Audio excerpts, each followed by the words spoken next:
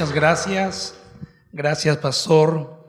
Damos las gracias al pastor Juárez, que nos ha extendido la invitación para estar esta noche aperturando la conferencia de edificación 2026, Ejercítate para la Piedad. Bueno, si más de uno puede preguntarse y pensar ¿por qué no estoy de pie? Es porque no puedo todavía estar de pie. He sufrido, entre otras cosas, los años anteriores, una rotura de la tibia y el peroné del lado derecho, y eso ha hecho que los nervios, en un sentido, los 6 meses que estuve en plena pandemia de cama sin poder moverme, se entumezcan tanto que no puedan tener la habilidad de estirarse, ¿no? Entonces yo todavía necesito a mis queridos hermanos que son de la iglesia del Agustino en Tayacaja, que me ayuden para subir, para venir y predicar, pero así sentado.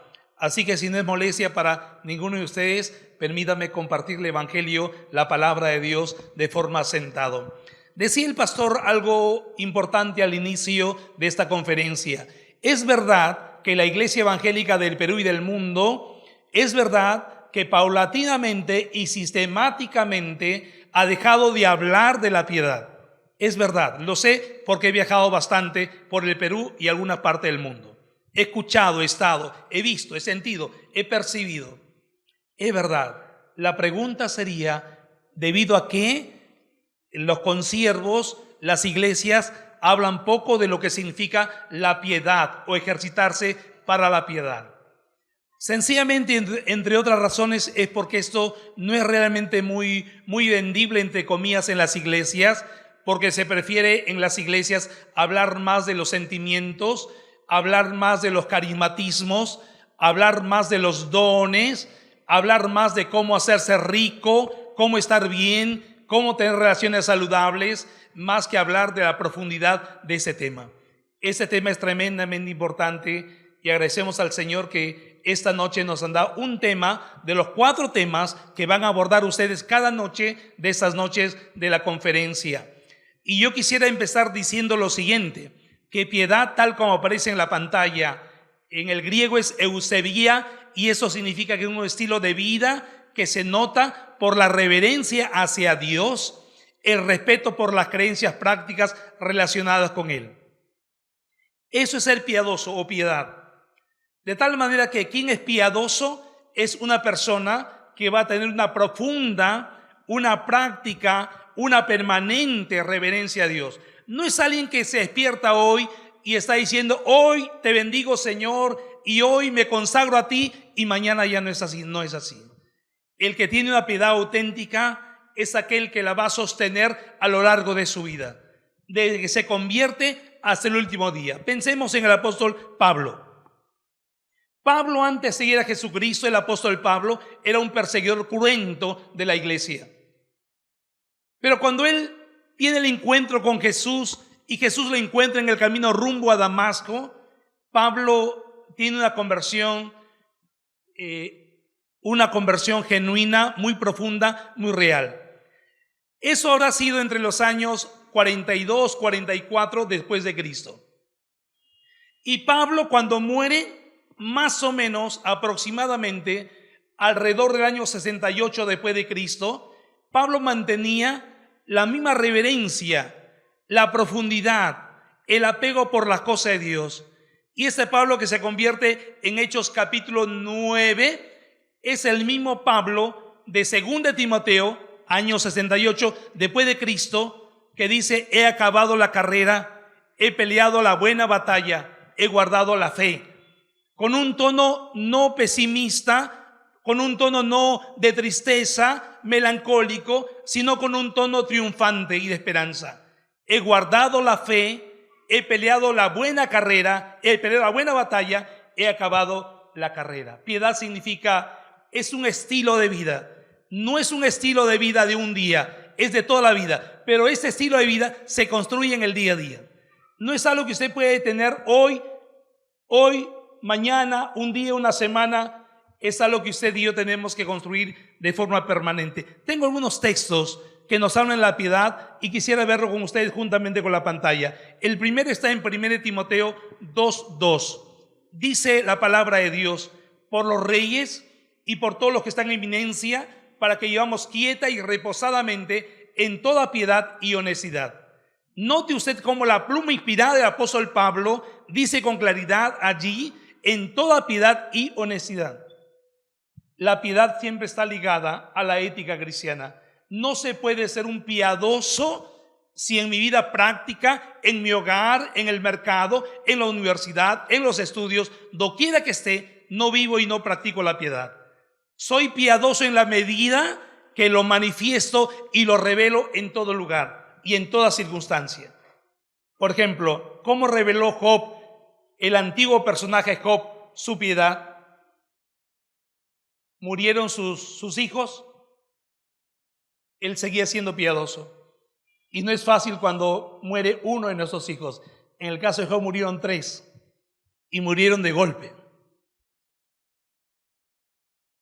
Y Job perdió sus tierras, sus animales, sus ingresos financieros. Y Job perdió su piel con la lepra que le vino. Y en todo ese proceso, Job fue piadoso, porque su ética siempre estaba pegada a su piedad. Cuando alguien dice soy piadoso, pero no muestra una ética práctica, concreta, permanente, hay que dudar de esa persona. Aquel que es piadoso lo es en el templo y fuera del templo, principalmente en su casa, donde la esposa, donde los hijos me conocen como soy y no puedo burlarme ni engañarle a ellos. Ellos saben cómo soy, ellos saben quién es su papá. En el caso mío, él sabe, mi hijo sabe quién es su padre. De tal manera que yo no tengo la posibilidad de ser piadoso en el templo predicando y en mi casa comportarme como si no fuese piadoso. La ética y la piedad van juntas. Mira el segundo texto. Dice 1 Timoteo 2:10, sino con buenas obras, como corresponde a mujeres que profesan piedad. Note nuevamente cómo se liga la piedad, ese respeto a Dios, con el respeto con los demás, sino con buenas obras, como corresponde a mujeres que profesan piedad. Y he puesto al propósito ese texto aquí, porque sabía que en esta iglesia y en cualquier iglesia cristiana siempre hay más mujeres que hombres. Si pregunto al pastor Juárez qué porcentaje de damas hay aquí en la congregación, ¿cuánto porcentaje tendrían según ustedes? 80% más mujeres.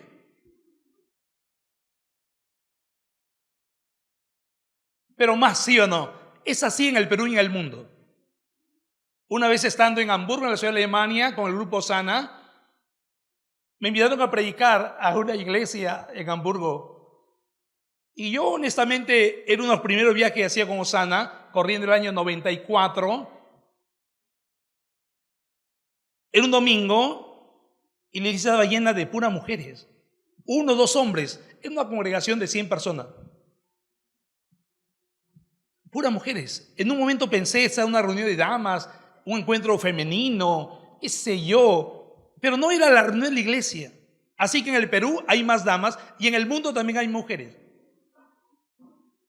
Y si en esta noche estamos hablando un poquito de que las mujeres, si no con buenas obras las mujeres, como corresponde a mujeres que profesan piedad, es que las damas, al ser más en la iglesia, tienen su grado de influencia y también de responsabilidad. Un tercer texto dice, 1 Timoteo 4:8, porque el ejercicio corporal para poco es provechoso, pero la piedad para todo aprovecha, pues tiene promesa de esta vida presente y de la vida venidera, para enseñarnos que aquel que estila una piedad verdadera tiene recompensa en esta tierra y en el futuro también. Otro texto, 1 Timoteo 6:5, dice, disputas necias de hombres corruptos de entendimiento y privados de la verdad, que toman la piedad como fuente de ganancias, apártate de los tales. Los que son piadosos no andan pensando en el dinero, no andan pensando en cómo saco dinero. Los piadosos, cuidado, que en este tiempo pululan muchos afuera de la iglesia, que se introducen a la iglesia para sacar dinero a los hermanos y a las hermanas. Cuidado, esos pululan muchos, no son todos obviamente los ministros del Señor, pero hay muchos que han salido por el mundo y engañan a multitudes, y a causa de ellos es que la iglesia es metida en un solo saco y a nosotros también nos tildan de que somos así. Pero hay gente que toma la piedad como fuente de ganancia. O sea, lo que hace en la iglesia cuesta, tiene un costo, y no se dan cuenta que en realidad el costo grande que nadie pudo pagar, lo hizo el Señor Jesús. La salvación de las almas, de las vidas, no tiene valor humano, no tiene precio. Y es algo que solamente el Hijo de Dios pudo hacerlo a favor de nosotros. Dice el próximo texto: pero gran ganancia es la piedad acompañada de contentamiento para los ministros del Señor, para los jóvenes pastores.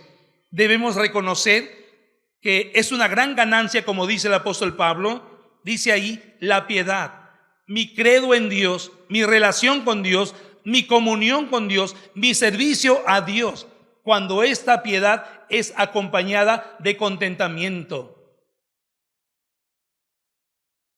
Y dice el apóstol Pablo en 1 Timoteo 6:11, mas tú, hombre de Dios, huye de esas cosas y sigue la justicia, la piedad, la fe, el amor, la paciencia, la mansedumbre. Nuevamente está ligando el aspecto de creer en Dios con la vida ética. Y el último texto dice que tendrán apariencia de piedad, pero negarán la eficacia de ella. A esos evita. Aquellos que son mentirosos, traficantes de la fe, engañadores, aquellos que buscan sacar plata a la gente, el apóstol Pablo ordena que podamos evitarlos. No vaya a ser que podemos también contaminarnos juntamente con ellos. Así que en esta noche, en brevedad, les propongo tratar el tema la vida piadosa y la oración. Ya hemos visto la piedad un poco. Y uno finalmente dice, ¿qué viene primero, la piedad o la oración? ¿O es la oración o la piedad? ¿Qué dicen ustedes?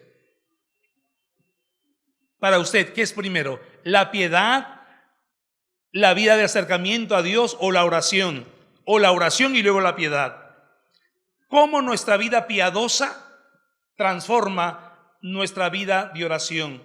Es nuestra relación vertical lo que trasciende la vida horizontal de las personas. Se conoce a una persona, al predicador y al pastor, por su vida de oración. Dime cómo, cuánto y a quién oras, y te diré quién eres.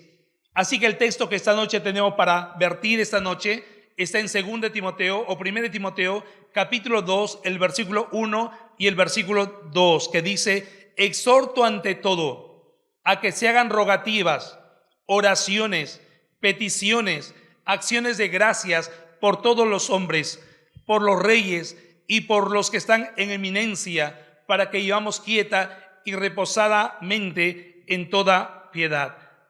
¿Qué es la oración realmente? Ya que estamos hablando de la vida piadosa. ¿Qué nos enseñó Jesucristo sobre la oración? ¿Cuál es la relación entre la piedad y la oración? En esta noche, en brevedad, permítame hablar de 3 aspectos de la oración desde el texto que hemos leído. En primer lugar, la prioridad de la oración. En segundo lugar, las peticiones de la oración.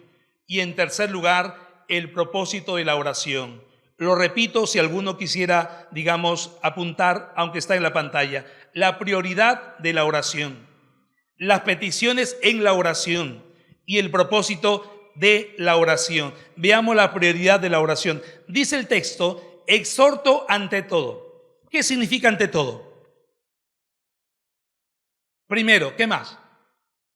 Ante todo, cuando usa usted la palabra ante todo, ¿qué quiere decir?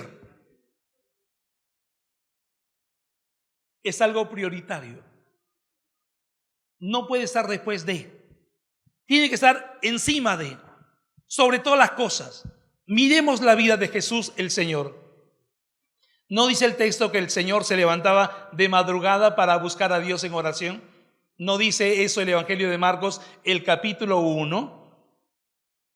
Jesús no dijo: antes debemos buscar primeramente el reino de Dios y su justicia, y todas las cosas os serán añadidas. ¿Eso no enseñó el Señor? La vida cristiana tiene que ver con muchas prioridades. Y la prioridad de las prioridades es la búsqueda de Dios. Así que hermano y hermana, hermanos queridos, si es que usted y yo somos hijos del Señor, debemos mostrar día tras día que Él es nuestra prioridad. Y decir como el salmista de antaño en el Salmos 73, ¿a quién tengo yo en los cielos, Señor, sino a ti? Y fuera de ti no deseo nada en la tierra. ¿A quién tengo yo en los cielos, Señor, a ti? Y fuera de ti no deseo nada en la tierra. Es la prioridad. Y cuando hablamos de la prioridad en la oración, decimos exhorto. Les pido con el corazón y con el pensamiento. Les pido desde adentro y les pido con mi cabeza. Exhorto, con entendimiento, con emociones, con súplica, con urgencia. Les exhorto. Ante todo, tengan esa prioridad. Y Pablo, cuando escribe a Timoteo en esta carta, le escribe porque Pablo le dejó a Timoteo la iglesia que está en Éfeso. Y Timoteo está pastoreando la iglesia en Éfeso. Y Timoteo era un joven pastor, como algunos veo aquí que son muy jovencitos, me parece que son jóvenes. Y le dijo Pablo a ellos: les pido a ustedes que se queden aquí en Éfeso para que manden a que otros líderes no enseñen cosas distintas a lo que deben de enseñar. Y dentro de esos pedidos que Pablo le da a Timoteo, una cosa que le pide es, ante todo, que se hagan rogativas en los cultos públicos, en las reuniones como esta noche, que se hagan rogativas, oraciones, peticiones y acciones de gracia. Y ninguna de esas 4 palabras respecto a la oración es igual. La pluma inspirada del apóstol Pablo tiene algo que enseñarnos a través de estas diferentes formas de llamar a la oración. Y además algo más. Tengo otra versión, la Nueva Traducción Viviente dice: ante todo, te insto a orar por todos. Pide a Dios que los ayude, intercede por ellos y da gracias a Dios por ellos. ¿Qué significa la palabra rogativas? Deesis en el idioma griego koiné significa que es la oración por necesidades personales con confianza y valentía. Primero por otros, pero luego por los nuestros. ¿Qué significa la palabra oraciones? Proseuche significa oraciones a Dios exclusivamente, sea privado o sea público. ¿Qué significa la palabra peticiones? Enteusis da la idea de acercarse a Dios a favor de otros. ¿Y qué significa acción de gracias? Eucaristía es el espíritu de gratitud por las bendiciones ya recibidas y las que aún están por recibir. Note usted que cada frase, cada forma de orar que el apóstol Pablo establece en Timoteo, lo establece con un propósito, para que diferentes ángulos de diferentes situaciones podamos acercarnos al Señor y Dios. Dice Hechos 2:42 lo siguiente: y perseveraban en la doctrina de los apóstoles, en la comunión unos con otros, en el partimiento del pan y en las oraciones. ¿Quiénes oraron así? La iglesia primitiva. Es decir, la iglesia, cuando empezó, luego de Pentecostés, la iglesia se reunían los hermanos y oraban y partían el pan y oraban entre ellos. Miren el siguiente texto en Hechos 6:4. Pero nosotros nos dedicaremos a la oración y al ministerio de la palabra, priorizando la oración.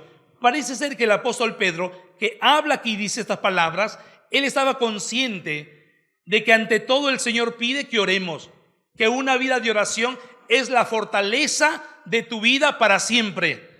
Tu oración es la fuerza que Dios va a usar para llevarte al cielo. Sin oración no se concibe una vida cristiana fluida, una vida cristiana verdadera. No se concibe una vida cristiana sin oración. Por eso, si esta noche usted se da cuenta que no tiene ganas de orar, que no tiene nada en su corazón que orar, pregúntese si realmente usted es nacido de Dios. Porque todos los que somos nacidos de Dios buscamos que orar a Dios. Y solemos decir como el salmista Asaf: ¿a quién tengo yo en los cielos, Señor, sino a ti?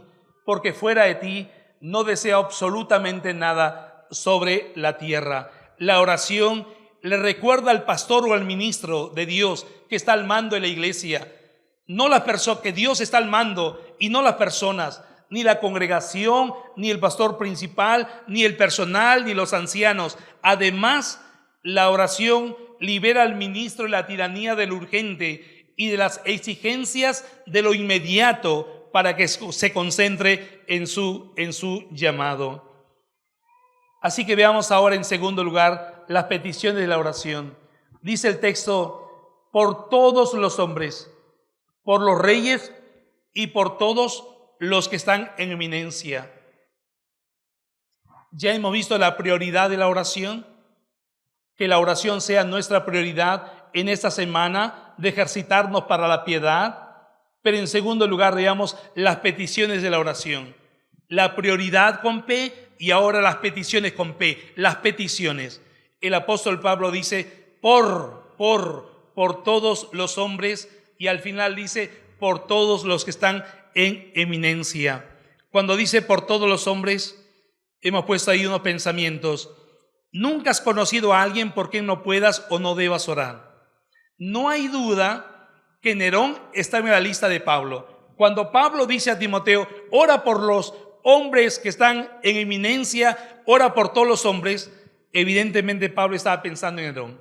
Nerón, que le iba finalmente a ser el emperador, que bajo su gobierno el apóstol Pablo iba a fenecer, iba a morir. Y Pablo, sabiendo que ese hombre le iba a liquidar, sabiendo todo eso, Pablo dice orar por todos los hombres. Si uno puede orar por Nerón, uno puede orar por todos los presidentes de todo el mundo. No se cree que haya hombre tan perverso o más perverso que Nerón, el emperador de Roma. Y Pablo dice, oren por ese perverso, oren por ese emperador. Tal vez su vida, su conducta hace que sea malísimo, pero a causa de su función, a causa que él es emperador, oren por él. Oren por él. Si desean que sus oraciones beneficien al máximo, al mayor número de personas, es vital orar por los líderes, porque las condiciones que generen pueden impulsar o impedir el evangelio. John Piper lanza esa palabra. Qué pertinente es esto para nosotros en el Perú. De caras a las elecciones presidenciales en abril, de cara a esto, qué bueno es recordarnos que el Señor nos dice, oren por sus autoridades, por el próximo presidente, por el Consejo de Ministros, por los congresistas, ahora por los diputados, por los senadores. Oren por los alcaldes, por los regidores. Oren por toda persona que está en eminencia, tiene cargo de autoridad. Es el poder indispensable, el aliento de la vida espiritual, esencial para el ministerio cristiano y las misiones, decía Booms, un antiguo del siglo XIX. Qué tremendo, ¿no? Es un poder indispensable y el aliento de la vida espiritual, la oración. De tal manera que si usted y yo no oramos ni por nosotros, ni por nuestras familias, ni por los gobernantes, ¿qué podemos esperar?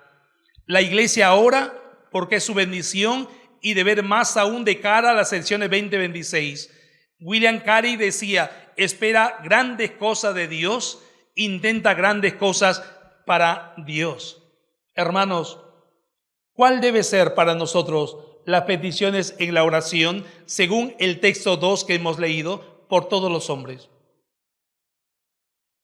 Obviamente por todas las mujeres, por todos. No puede haber una persona que no tenga tu cobertura de oración. Por más ruin que sea, por más malo que sea en la sociedad, tenemos que orar. En estos días en el Perú se está haciendo una campaña, obviamente, merecida por cierto, pero contra este hombre que le llaman el monstruo. Y todos los canales, y todos están hablando de ellos, y los comentaristas, debe morir de una vez, etc. Y seguramente habrá razones, pero Dios no pide eso en su palabra, que hacer o pedir para ellos. Dios pide que oremos por todos los hombres, incluido el monstruo. ¿Cómo orar por el monstruo cuando él mató a niños o a señoras o a hombres y extorsionó? ¿Cómo orar por un hombre así? El texto dice, ora por todos los hombres.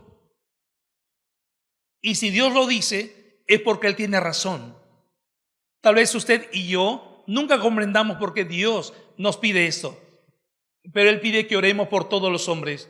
Y especifica después diciendo por los reyes, por los hombres que están arriba sobre nuestras cabezas en un país, los presidentes, los monarcas, los jefes de Estado, etcétera, por todos los que están en eminencia, en autoridad. Esa debe ser nuestro motivo de oración y realmente les digo, hermanos, que es pertinente recordarlo ahora en el mes de enero, porque en abril tenemos elecciones del gobierno y qué bueno es orar como iglesia en San Juan de Miraflores por los próximos gobernantes, porque a raíz de esa elección seremos o promovidos como iglesia evangélica a tener grandes oportunidades o tal vez se nos venga un grado de persecución a la iglesia. Veamos ahora en tercer y último lugar el propósito de la oración. Dice el texto 2, para que vivamos quieta y reposadamente en toda piedad y honestidad. Hay un para. ¿Para qué orar? ¿Con qué propósito? ¿Con qué sentido? Cada mañana usted y yo nos levantamos para orar al Dios de los cielos. ¿Cuál es el sentido? Dice con ese fin, con ese propósito. Vamos a orar para esto. ¿Para qué? Dice ahí, para que vivamos quieta y reposadamente, pero en toda piedad y honestidad. El texto pareciera ser que Dios quiere nuestra comodidad. Pareciera decirnos que oremos para que estar más cómodos. Y eso no quiere decir el texto. El texto quiere decir que en la medida que usted viva en piedad, guardando la ley de Dios, respetando a Dios y amarrando su creencia a la vida ética, porque dice piedad y honestidad. Cuando eso hacemos, obviamente va a haber para nosotros quietud y reposo. Si tú no vives en piedad y honestidad, jamás de jamases habrá quietud y reposo para nuestras almas. Pero si usted vive en piedad y en honestidad, en piedad con Dios y honestidad con el prójimo, seguramente en su experiencia va a tener quietud y reposo. Orar debe ser una prioridad e incluir a los funcionarios gubernamentales, lo cual conduce a la quietud y al reposo permanente. No hay duda de que mediante el poderoso ministerio de intercesión, todos podemos ayudar a fortalecer y endulzar la vida de la nación. El propósito de orar por los líderes gubernamentales es nuestro propio bien, para que podamos experimentar paz y tranquilidad. El propósito de orar por todos los hombres no es solo un ambiente apacible, sino una vida piadosa y decente que se puede maximizar en un ambiente tranquilo. Al terminar, reflexionemos como Iglesia Alianza en San Juan de Miraflores, reflexionemos en tres grandes obstáculos de la oración. Número 1, la falta de perdón. Jesús dijo, y cuando estéis orando, perdonad. Si tenéis algo contra alguno, para que también vuestro Padre que está en los cielos os perdone a vosotros vuestras ofensas. Cuando hay falta de perdón, nuestra oración tiene obstáculos. ¿Cómo estamos aquí en la congregación? ¿Se ven unos a los otros? ¿Se aman los unos a los otros?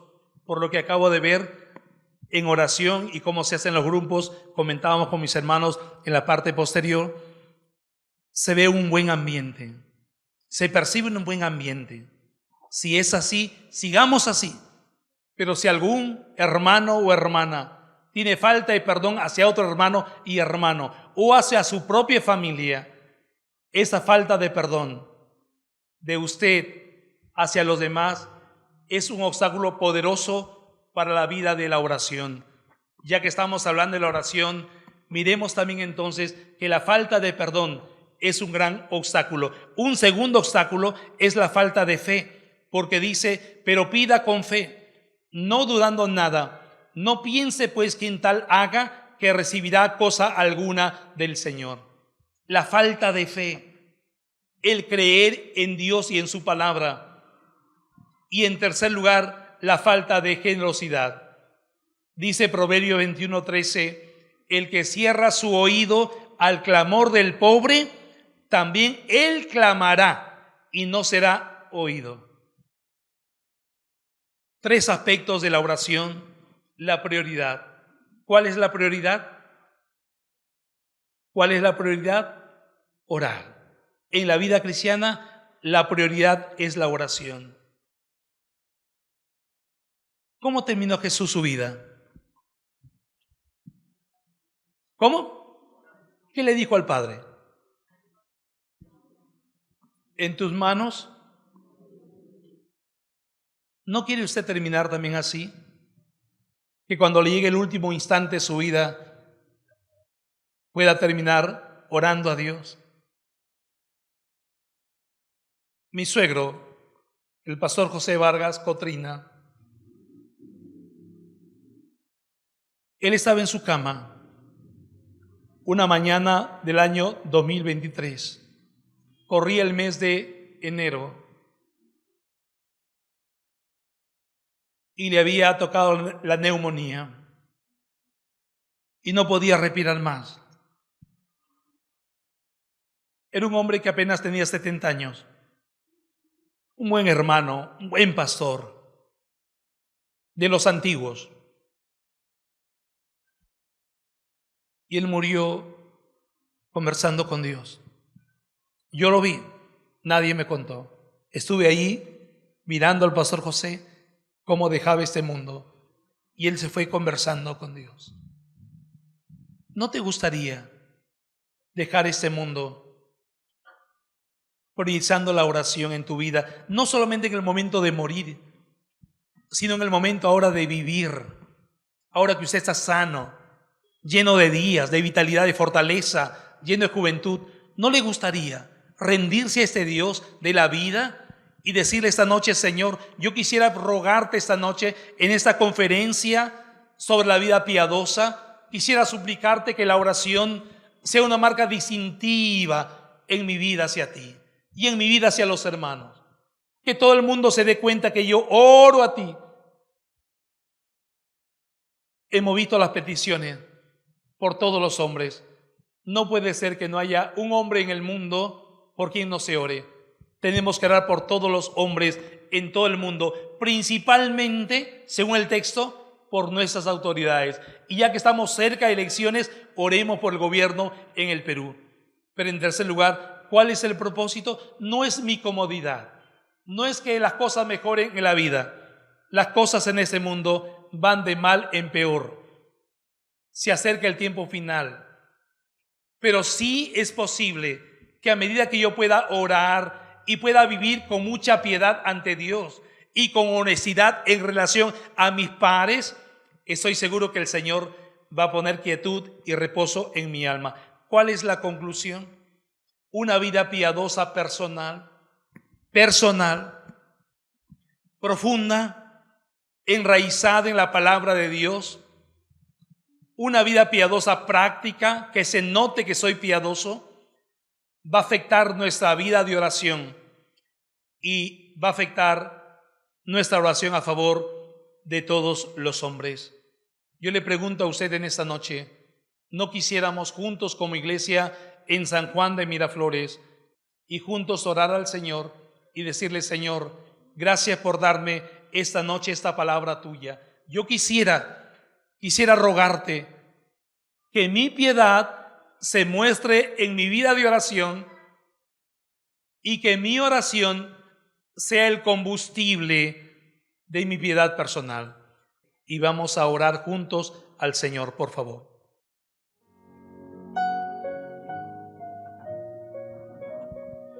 Nuestro Padre,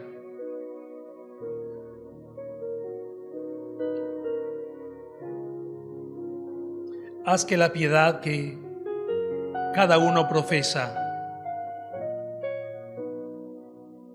sea una piedad personal, profunda y práctica. Y haz que esta piedad que tenemos hoy, porque hemos creído en Cristo Jesús y porque anhelamos vivir a la altura de la dignidad de los hijos de Dios, haz que esta piedad, Señor, que tenemos hoy, disfrutamos hoy, se vea fortalecida por una vida de oración permanente. sincera y real. Señor, juntamente con mis hermanos, no nos queda que humillarnos bajo tu mano poderosa y reconocer delante de ti que hemos fallado, Señor. Y te pedimos perdón, Señor, porque no siempre estamos orando. Y cuando oramos, no oramos como tú quieres. Te pedimos perdón, Señor. Por favor. Pero también venimos a ti con la esperanza de que tú esta noche empieces a renovar nuestra confianza en ti. Y la confianza de que usted es el Padre amante de sus hijos. El Dios que tiene harta misericordia. El Dios que nos bendice siempre. El Dios que perdona nuestras iniquidades. El Dios que sanas todas nuestras dolencias. El Dios que rescatas del hoyo nuestra vida. El Dios que nos coronas de favores, de misericordias. Y el Dios que sacias de bien nuestra boca.